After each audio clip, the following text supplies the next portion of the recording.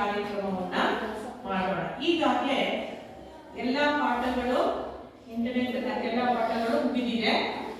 ಸಾಮಾನ್ಯವಾಗಿ ನೀವು ತಪ್ಪು ಮಾಡೋದು ಎಲ್ಲಿ ಅಂದ್ರೆ ಒಂದೊಂದೇ ಮಾರ್ಕ್ಸ್ ಆಪ್ಷನ್ಸ್ ನ ಗುರ್ಸ್ಬೇಕಾದ್ರೆ ತಪ್ಪು ಮಾಡ್ತೀರಾ, ಅಥವಾ ಅದಕ್ಕೆ ಉತ್ತರ ನೇರವಾದ ಪ್ರಶ್ನೆಗೆ ಒಂದು ಬರಿಬೇಕಾದ್ರೆ ಕೆಲವೊಂದು ತಪ್ಪನ್ನ ಮಾಡ್ತೀರಾ. ಈಗ ನಾವು ಸಾಮಾನ್ಯ ಜ್ಞಾನದೊಂದಿಗೆ ವಿಜ್ಞಾನ, ಸಾಮಾನ್ಯವಾಗಿ ಇರುವಂತಹ ವಿಜ್ಞಾನದ ವಿಷಯಗಳ ಬಗ್ಗೆ ನಾವೀಗ ತಿಳಿಯೋಣ.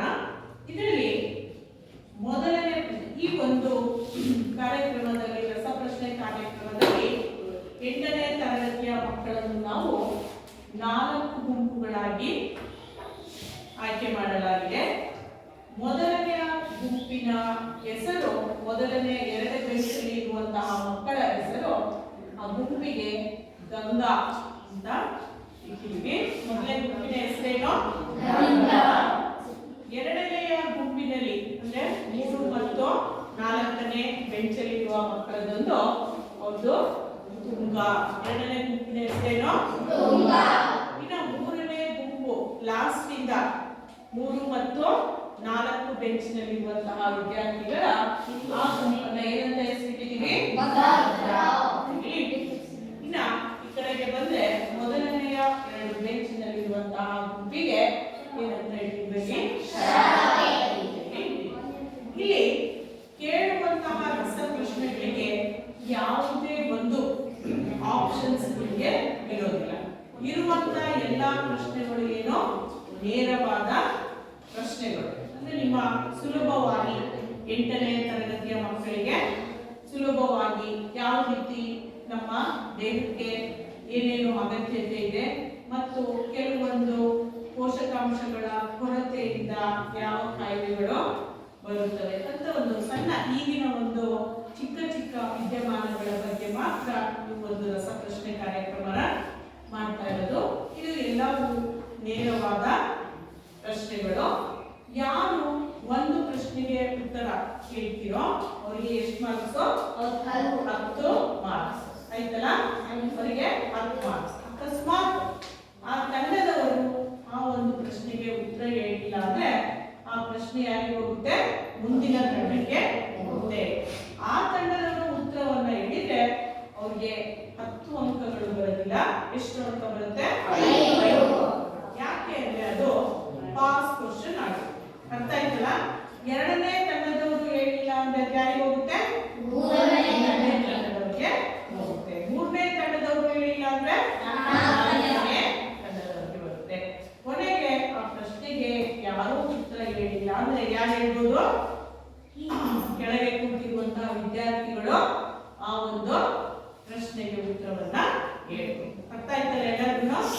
ಈಗ ಮೊದಲನೆಯ ಪ್ರಶ್ನೆ, ವಿಟಮಿನ್ ಸಿ ಕಡಿಮೆಯಾದಾಗ ಯಾವ ರೋಗ ಉಂಟಾಗುತ್ತದೆ? ಈ ಪ್ರಶ್ನೆ ಗಂಗಾ ತಂಡಕ್ಕೆ, ಮೊದಲನೆಯ ಗಂಗಾ ತಂಡಕ್ಕೆ. ವಿಟಮಿನ್ ಸಿ ಕಡಿಮೆ ಆದಾಗ ಯಾವ ರೋಗ ಉಂಟಾಗುತ್ತದೆ? ನೀವು 4 ಜನರು ಎಲ್ಲ ಏನ್ ಮಾಡ್ಬೇಕು? ಅದ್ರ ಬಗ್ಗೆ ಫಸ್ಟ್ ಚರ್ಚೆನ ಮಾಡಬೇಕು. ಒಂದು ಸಲ ಉತ್ತರ ಹೇಳಿದ್ಮೇಲೆ ಅದೇ ಫೈನಲ್. ಉತ್ತರ ಏನು? ಸ್ಕರ್ವಿ ಕಾಯಿಲೆ ಬರುತ್ತದೆ. ಇದು ಸರಿಯಾದ ಉತ್ತರ. ಎಲ್ಲರೂ ಕ್ಲಾಪ್ಸ್ ಹಾಕಿ. ಮೊದಲನೇ ತಂಡಕ್ಕೆ 10 ಅಂಕಗಳು. ಈಗ ಎರಡನೇ ತಂಡಕ್ಕೆ ಇನ್ಸುಲಿನ್ ಯಾವ ಅಂಶಗಳನ್ನು ನಿಯಂತ್ರಿಸುತ್ತದೆ? ಎರಡನೇ ತಂಡಕ್ಕೆ ಇನ್ಸುಲಿನ್ ಯಾವ ಅಂಶಗಳನ್ನು ನಿಯಂತ್ರಿಸುತ್ತದೆ? ಚರ್ಚೆ ಮಾಡಿ. ಅಲ್ಲಿ ಗುಂಪಲ್ಲಿ ಎಲ್ಲರೂ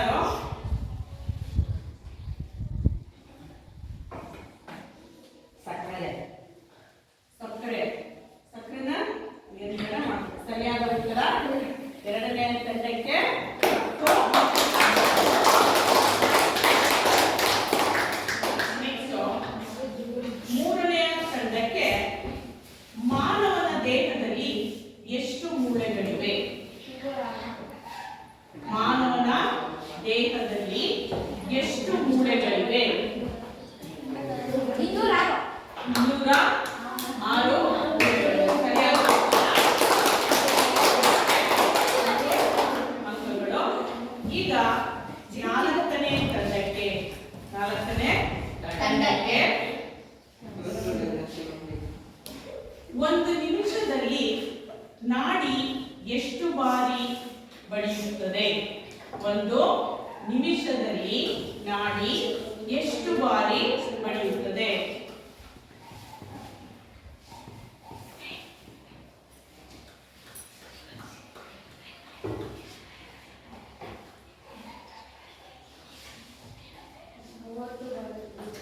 ಮೂವತ್ತು ಬಾರಿ ಬಡಿಯುತ್ತದೆ. ತಪ್ಪಾದ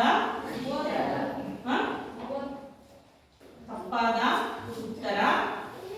ಈ ಒಂದು ಪ್ರಶ್ನೆ ಯಾರಿಗೆ ಹೋಗುತ್ತೆ? ಮೊದಲನೆಯ ಗುಂಪಿಗೆ ಹೋಗುತ್ತೆ. ಮಾನವನ ಒಂದು ನಿಮಿಷದಲ್ಲಿ ನಾಡಿ ಎಷ್ಟು ಬಾರಿ ಬಡಿಯುತ್ತದೆ?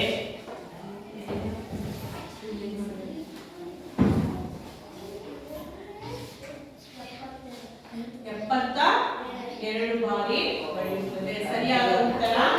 ಈಗ ನಾಲ್ಕನೇ ತಂಡಕ್ಕೆ 0 ಅಂಕಗಳು.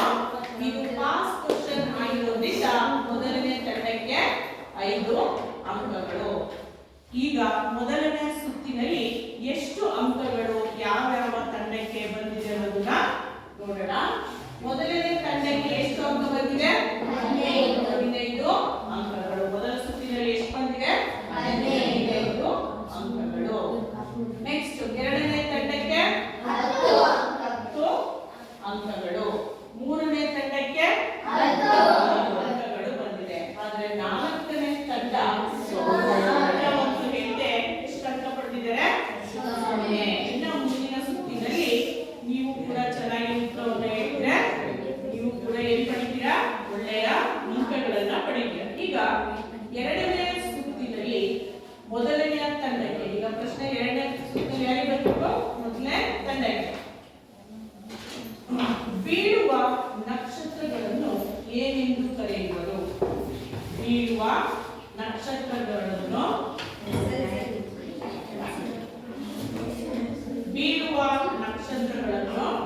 ಏನೆಂದು ಕರೆಯುವರು? ಉಲ್ಕೆಗಳು. ಸರಿಯಾದ ಉತ್ತರ. ಮೊದಲನೇ ತಂಡಕ್ಕೆ ಎಷ್ಟು ಅಂಕಗಳು? 10 ಅಂಕಗಳು. ನೆಕ್ಸ್ಟ್ ಎರಡನೇ ತಂಡಕ್ಕೆ ಭೂಮಿಯ ವಾತಾವರಣವನ್ನು ರೂಪಿಸುವ ಮುಖ್ಯ ಅನಿಲ ಯಾವುದು? ಭೂಮಿಯ ವಾತಾವರಣವನ್ನು ರೂಪಿಸುವ ಮುಖ್ಯ ಅನಿಲ ಯಾವುದು?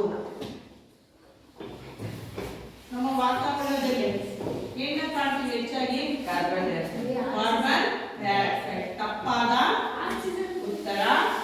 ಈ ಒಂದು ಪ್ರಶ್ನೆ ಮೂರನೇ ತಂಡಕ್ಕೆ ಪಾಸ್ ಕ್ವಶನ್. ಆಕ್ಸಿಜನ್. ತಪ್ಪಾದ ಉತ್ತರ. ಪ್ರಶ್ನೆ ಸರಿಯಾಗಿ ಕೇಳಿ. ಭೂಮಿಯ ವಾತಾವರಣವನ್ನು ರೂಪಿಸುವ ಮುಖ್ಯ ಅನಿಲ ಯಾವುದು? ಈ ಪ್ರಶ್ನೆ ಈಗ ಮೂರನೇ ತಂಡದವರೆಗೂ ಗೊತ್ತಿದೆ, ತಪ್ಪು ಹೇಳಿದ್ದಾರೆ. ನೆಕ್ಸ್ಟ್ ಈಗ ನಾಲ್ಕನೇ ತಂಡಕ್ಕೆ ಪಾಸ್ ಕ್ವಶನ್. ಯಾವ ಉತ್ತರ?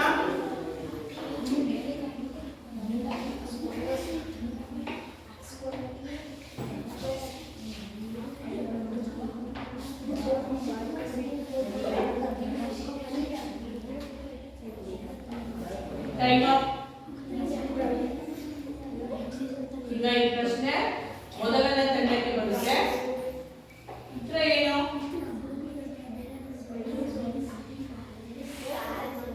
ಸಾರಜನಕ. ಸರಿಯಾದ ಉತ್ತರ. ಮೊದಲನೇ ತಂಡಕ್ಕೆ ಪಾಸ್ ಕ್ವಶನ್ ಆಗಿದ್ದರಿಂದ ಎಷ್ಟು ಅಂಕ ಬರುತ್ತೆ? 5 ಅಂಕಗಳು ಬರುತ್ತೆ. ಈಗ ಉತ್ತರವನ್ನ ಯಾವ ತಂಡದವರು ಹೇಳಿಲ್ಲ? ಎರಡನೇ ತಂಡದವರು ಹೇಳಿಲ್ಲ. ಈಗ ನೇರವಾದ ಪ್ರಶ್ನೆ ಮೂರನೇ ತಂಡಕ್ಕೆ. ಕಠಿಣ ನೈಸರ್ಗಿಕ ವಸ್ತು ಯಾವುದು? ಕಠಿಣ ನೈಸರ್ಗಿಕ ವಸ್ತು ಯಾವುದು? ಚರ್ಚೆ ಮಾಡಿ ಉತ್ತರವನ್ನ ಹೇಳಬೇಕು.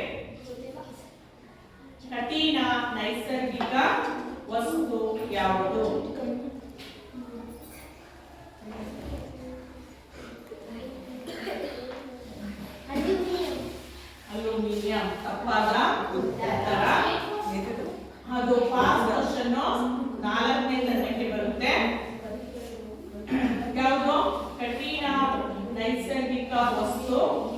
ಯಾವುದು?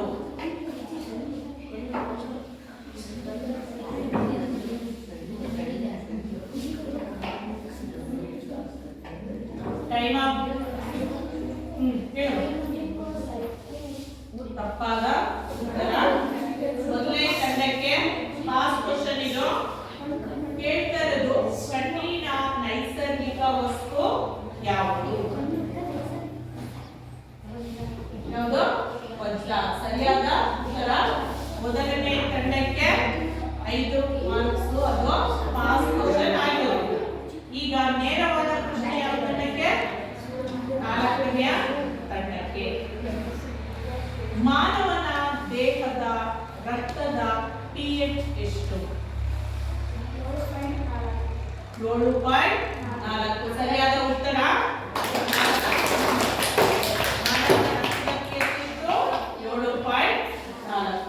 ಈಗ 4ನೇ ಗುಂಪಿಗೆ ಎಷ್ಟು ಮಾರ್ಕ್ಸ್? 10 ಮಾರ್ಕ್ಸ್. ಈಗ ಎರಡನೇ ಸುತ್ತಿನಲ್ಲಿ ಎಷ್ಟು ಆಗಿದೆ ಟೋಟಲ್ ಅಂತ ನೋಡೋದಾದ್ರೆ ಮೊದಲನೇ ತಂಡಕ್ಕೆ ಎಷ್ಟು ಬಂದಿದೆ? 20 ಅಂಕಗಳು. ಯಾಕೆ ಅಂದ್ರೆ ಅವರು 2 ಪಾಸ್ ಕ್ವಶನ್ಗೆ ಉತ್ತರವನ್ನ ಹೇಳಿದ್ದಾರೆ.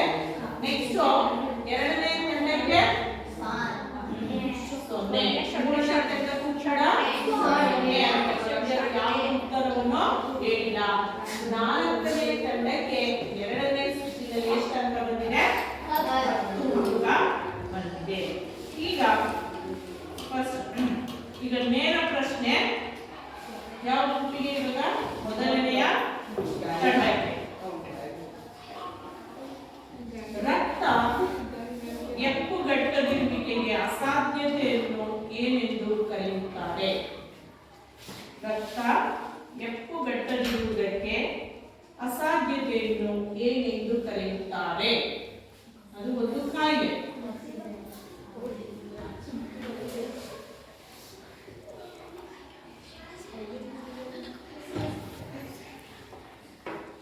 ರಕ್ತ ಎಪ್ಪುಗಟ್ಟದಿರುವಿಕೆಗೆ ಅಸಾಧ್ಯತೆಯನ್ನು ಏನೆಂದು ಕರೆಯುತ್ತಾರೆ? ನಿಮೋನಿಯಾ. ಸರಿಯಾದ ಉತ್ತರ.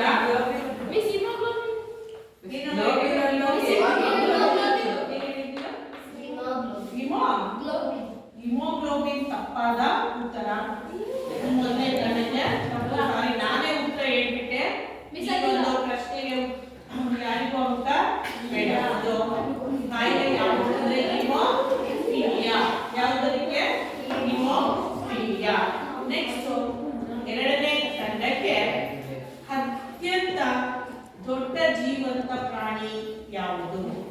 ಅತ್ಯಂತ ದೊಡ್ಡ ಜೀವಂತ ಪ್ರಾಣಿ ಯಾವುದು? ಯಾವುದು? ತಿಮಿಂಗಿಲ. ಸರಿಯಾದ ಉತ್ತರ. ಎರಡನೇ ತಂಡಕ್ಕೆ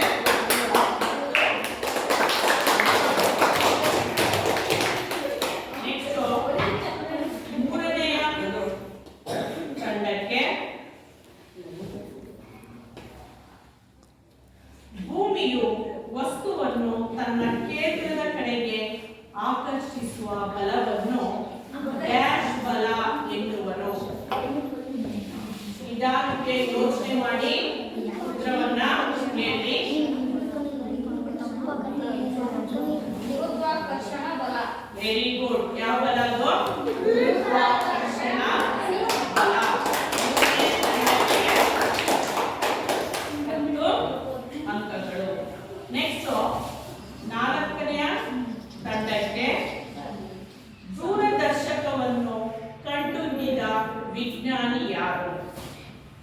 ದೂರದರ್ಶಕವನ್ನು ಕಂಡುಹಿಡಿದ ವಿಜ್ಞಾನಿ ಯಾರು?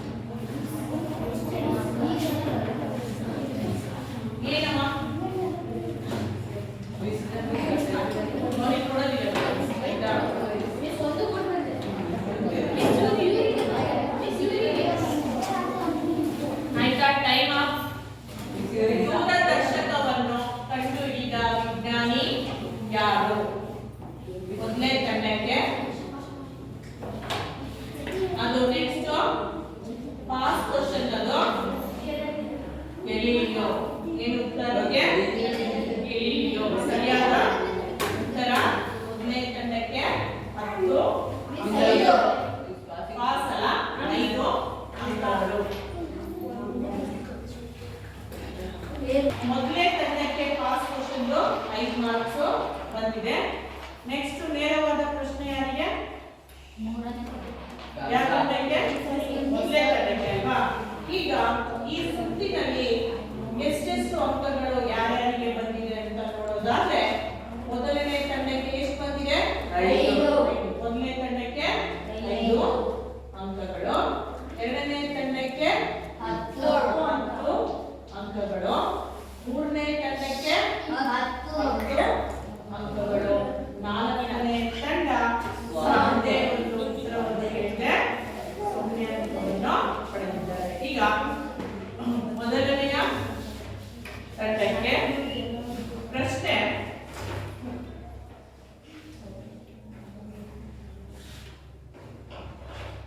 ವಾಹನಗಳಿಂದ ಬಿಡುಗಡೆಯಾದ ಹೊಗೆಯಲ್ಲಿನ ಪ್ರಮುಖ ಘಟಕ ಯಾವುದು? ವಾಹನಗಳಿಂದ ಬಿಡುಗಡೆಯಾದ ಹೊಗೆಯಲ್ಲಿನ ಪ್ರಮುಖ ಘಟಕ ಯಾವುದು?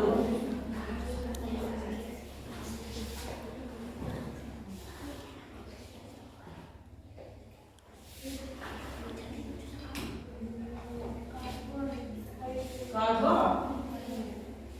ಕಾರ್ಬೋ ಹೇಳಬೇಕು. ಏನು ಕಾರ್ಬೋ? ತಪ್ಪಾದ ಉತ್ತರ. ನೆಕ್ಸ್ಟ್ ಈ ಪ್ರಶ್ನೆ ಎರಡನೆಯ ತಂಡಕ್ಕೆ,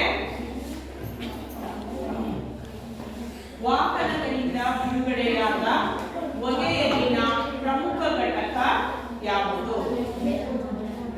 ಕಾರ್ಬನ್ ಮಾನಾಕ್ಸೈಡ್. ವೆರಿ ಗುಡ್, ಸರಿಯಾದ ಉತ್ತರ.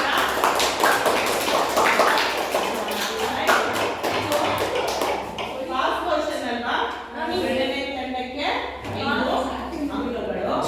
ಈಗ ನೇರವಾದ ಪ್ರಶ್ನೆ ಎರಡನೇ ತಂಡಕ್ಕೆ, ಎರೆಹುಳು ಸಾಗಾಣಿಕೆಗೆ ಡ್ಯಾಶ್ ಎನ್ನುವರು? ಎರೆಹುಳು ಸಾಗಾಣಿಕೆಗೆ ಡ್ಯಾಶ್ ಎನ್ನುವರು?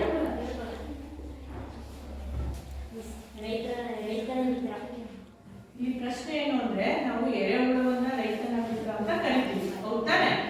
ಈ ಪ್ರಶ್ನೆ ಏನಂತ ಇದೆ, ಎರೆಹುಳು ಸಾಗಾಣಿಕೆಗೆ ಡ್ಯಾಶ್ ಎನ್ನುವರು?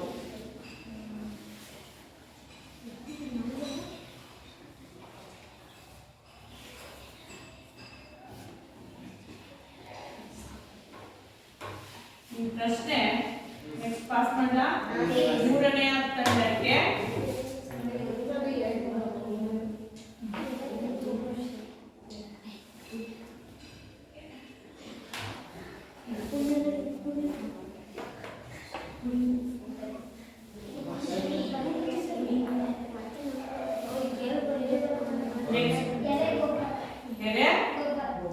ತಪ್ಪಾದ ಉತ್ತರ. ನಾಲ್ಕನೇ ತಂಡಕ್ಕೆ ಪಾಸ್ ಕ್ವಶನ್, ಎರೆಹುಳು ಸಾಗಾಣಿಕೆಗೆ ಡ್ಯಾಶ್ ಎನ್ನುವರು?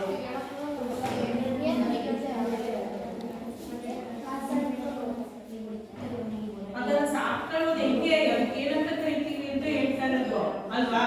ರೈತನ ಮಿತ್ರ ಅಂದ್ರೆ ಅವೆಲ್ಲ ಕರೆಕ್ಟ್, ಆದ್ರೆ ಇಲ್ಲಿ ಪ್ರಶ್ನೆನೇ ಬೇರೆ. ಸೊ ಈಗ ನೆಕ್ಸ್ಟ್ ಈ ಒಂದು ಪ್ರಶ್ನೆ ಮೊದಲನೇ ತಂಡಕ್ಕೆ, ಎರೆಹುಳು ಸಾಗಾಣಿಕೆಗೆ ಡ್ಯಾಶ್ ಎನ್ನುವರು?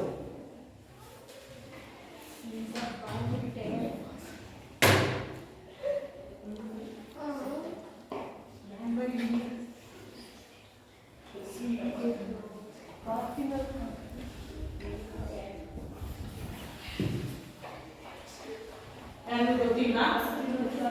ಈ ಪ್ರಶ್ನೆಗೆ ಉತ್ತರ ವರ್ಮಿ ಕಲ್ಚರ್. ಅಂತ ಕರಿತೀವಿ, ವರ್ಮಿ ಕಲ್ಚರ್. ನೆಕ್ಸ್ಟ್ ಈಗ ನೇರವಾದ ಪ್ರಶ್ನೆ ಯಾವ ಗುಂಪಿಗೆ? ನಿಮ್ಮ ಗುಂಪಿಗೆ, ಮೂರನೇ ಗುಂಪಿಗ. ರೋಗ ನಿರೋಧಕ ಶಕ್ತಿಯನ್ನು ಒದಗಿಸುವ ರಕ್ತದ ಘಟಕ ಯಾವುದು? ರೋಗ ನಿರೋಧಕ ಶಕ್ತಿಯನ್ನು ಒದಗಿಸುವ ರಕ್ತದ ಘಟಕ ಯಾವುದು? Very good. ಯಾವುದು?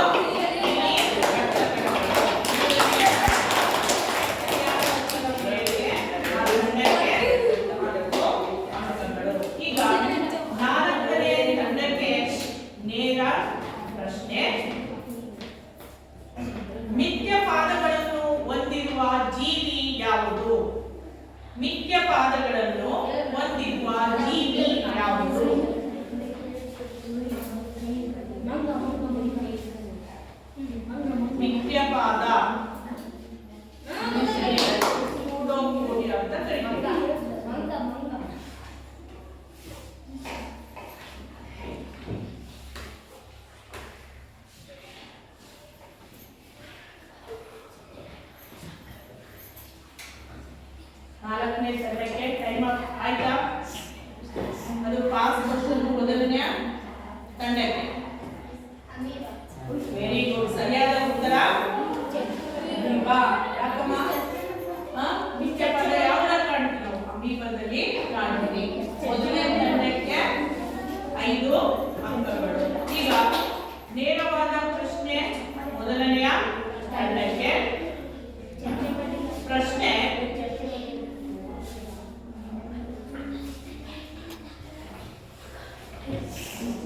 ಆಹಾರ ಕೆಡಲು ಕಾರಣವಾದ ಪ್ರಮುಖ ಆಂತರಿಕ ಅಂಶಗಳು ಯಾವುವು?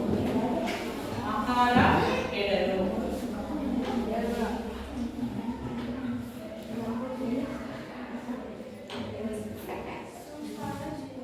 ಸೂಕ್ಷ್ಮಾಣು ಜೀವಿಗಳು.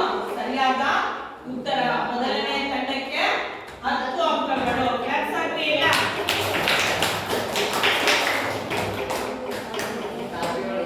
ಎರಡನೇ ತಂಡಕ್ಕೆ ರಕ್ತ ಕೆಂಪಾಗಿರಲು ಕಾರಣ.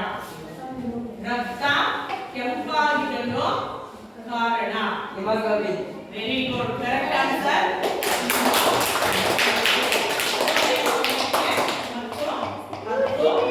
ಅಂಕಗಳು. ನೆಕ್ಸ್ಟ್ ಮೂರನೇ ತಂಡಕ್ಕೆ ಸಿಟ್ರಸ್ ಹಣ್ಣುಗಳಲ್ಲಿರುವ ಪ್ರಮುಖ ಜೀವಸತ್ವ ಯಾವುದು? ಸಿಟ್ರಸ್ ಹಣ್ಣುಗಳಲ್ಲಿರುವ ಪ್ರಮುಖ ಜೀವಸತ್ವ ಯಾವುದು?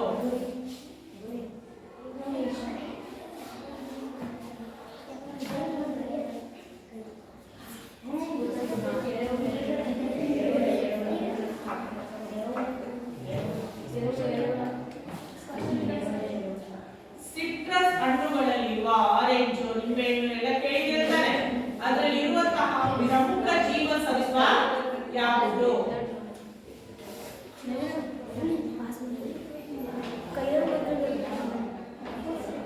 Time up.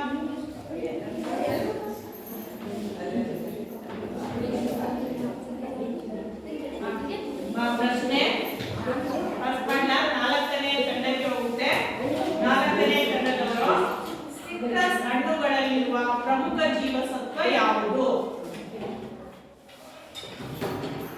ತುಂಬಾ ಸುಲಭವಾದ ಪ್ರಶ್ನೆ.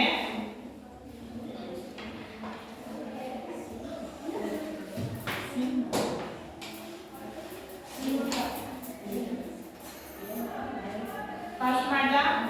ಮೊದಲನೇ ತಂಡಕ್ಕೆ ಪಾಸ್ ಕ್ವಶನ್.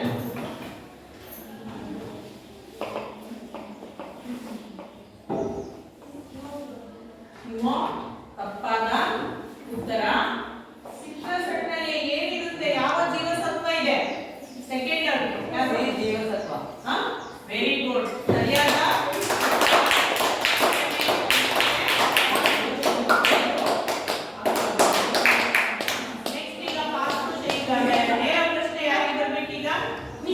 ನಾಲ್ಕನೆಯ ತಂಡಕ್ಕೆ ಸೂರ್ಯನ ಕಿರಣದಿಂದ ಪಡೆಯುವ ಜೀವಸತ್ವ ಯಾವುದು? ಸೂರ್ಯನ ಕಿರಣದಿಂದ ಪಡೆಯುವ ಜೀವಸತ್ವ ಯಾವುದು?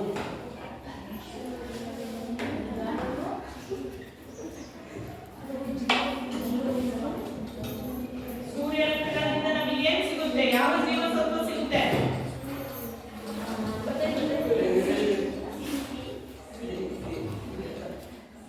ನಾಲ್ಕನೇ ತಂಡದವರು ಪಾಸ್ ಕ್ವಶನ್. ಈಗ ಫಸ್ಟ್ ತಂಡ ಮೊದಲನೇ ತಂಡಕ್ಕೆ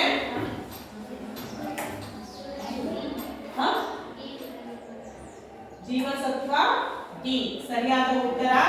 ಮೊದಲನೇ ತಂಡಕ್ಕೆ ಪಾಸ್ ಕ್ವಶನ್ ನಲ್ಲಿ 5. ನೆಕ್ಸ್ಟ್ ಕೊನೆಯ. ಈಗ ಕೊನೆಯ ಯಾವ ತಂಡಕ್ಕೆ ನೇರ ಪ್ರಶ್ನೆ? ಮೊದಲನೆಯ ತಂಡಕ್ಕೆ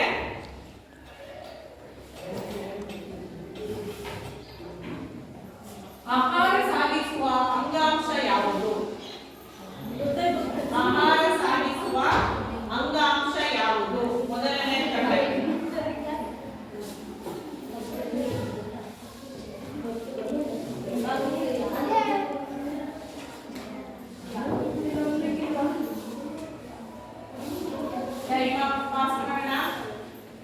ಎರಡನೇ ತಂಡಕ್ಕೆ ಪಾಸ್ ಕ್ವೆಶ್ಚನ್. ಆಹಾರ ಸಾಗಿಸುವ ಅಂಗಾಂಶ ಯಾವುದು? ಫ್ಲೋಯಂ. ವೆರಿ ಗುಡ್, ಸರಿಯಾದ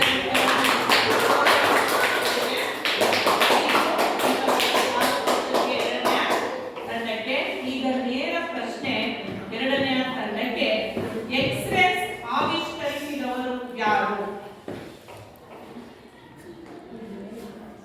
ಎಕ್ಸ್ ಕಿರಣಗಳನ್ನು ಆವಿಷ್ಕರಿಸಿದವರು ಯಾರು? ಪಾಸ್.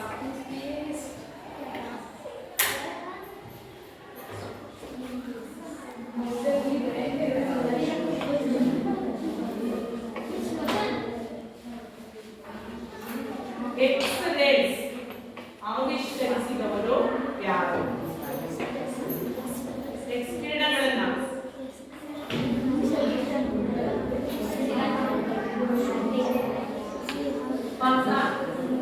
ನೆಕ್ಸ್ಟ್ ನಾಲ್ಕನೇ ಗುಂಪಿಗೆ ಅದು ಗೊತ್ತಿಲ್ಲ. ಈಗ ಮೊದಲನೇ ತಂಡಕ್ಕೆ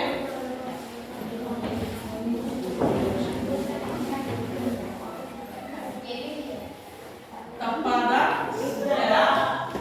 ಸರಿಯಾದ ಉತ್ತರ ಲ್ಯಾಂಟೇಜನ್. ಈಗ ನೇರ ಪ್ರಶ್ನೆ ಮೂರನೇ ತಂಡಕ್ಕೆ ಅಲ್ವಾ? ಮೂರನೇ ತಂಡಕ್ಕೆ ನೇರ ಪ್ರಶ್ನೆ. ನೀರನ್ನು ಸಾಗಿಸುವ ಸಸ್ಯ ಅಂಗಾಂಶ ಯಾವುದು? ಆಹಾರ ಸಾಗಿಸುವ ಅಂಗಾಂಶ ಕೇಳಿದ್ದಲ್ಲ ಅವಾಗಲೇ. ಈಗ ನೀರನ್ನು ಸಾಗಿಸುವ ಸಸ್ಯ ಅಂಗಾಂಶ ಯಾವುದು?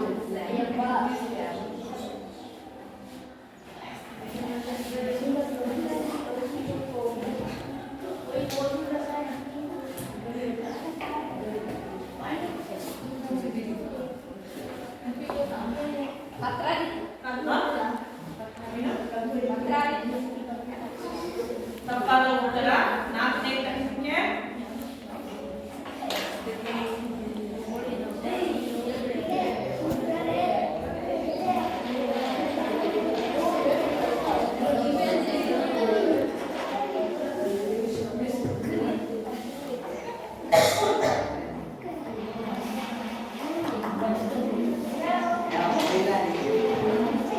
ನೆಕ್ಸ್ಟ್ ಪ್ರಶ್ನೆ ಪಾಸ್ ಆಗುತ್ತೆ. ಮೊದಲನೇ ತಂಡಕ್ಕೆ ನೀರನ್ನು ಸಾಗಿಸುವ ಸಸ್ಯ ಅಂಗಾಂಶ ಯಾವುದು?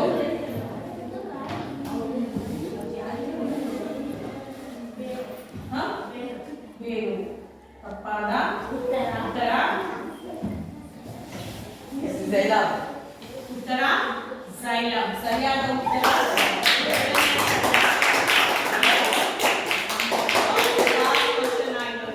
ಈಗ ಕೊನೆಯ ಪ್ರಶ್ನೆ ನಾಲ್ಕನೇ ತಂಡಕ್ಕೆ. ಅನಾಫಿಲಿಸ್ ಸೊಳ್ಳೆಯಿಂದ ಬರುವ ಕಾಯಿಲೆ ಯಾವುದು? ತಪ್ಪಾದ ಉತ್ತರ ಡೆಂಗ್ಯೂ ನಾಯಿ. ಅದಕ್ಕೆ ಸ್ವಲ್ಪ ಚರ್ಚೆ ಮಾಡಬೇಕು ಅಲ್ವಾ? ಅನಾಫಿಲಿಸ್ ಸೊಳ್ಳೆಯಿಂದ ಸೊಳ್ಳೆಯಿಂದ ಬರುವಂತ ಕಾಯಿಲೆ ಯಾವುದು? ಮೊದಲನೇ ತಂಡಕ್ಕೆ ಪ್ರಶ್ನೆ. ಸರಿಯಾದ ಉತ್ತರ ಮಲೇರಿಯಾ.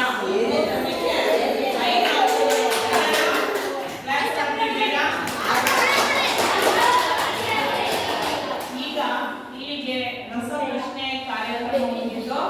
ಕೆಲವೊಂದು ತುಂಬಾ ಸುಲಭವಾದ ಪ್ರಶ್ನೆಗಳಿಗೆ ನೀವು ಕೆಲವೊಂದು ಉತ್ತರ ಹೇಳಿಲ್ಲ. ಕೆಲವೊಂದು ಪ್ರಶ್ನೆಗಳು ಹೇಳ್ತಾರೋ ಇಲ್ಲೋ ಅನ್ನೋ ಪ್ರಶ್ನೆಗಳಿಗೆ ಕೆಲವು ಚೆನ್ನಾಗಿ ಉತ್ತರವನ್ನ ಕೊಟ್ಟಿದ್ದೀರಾ.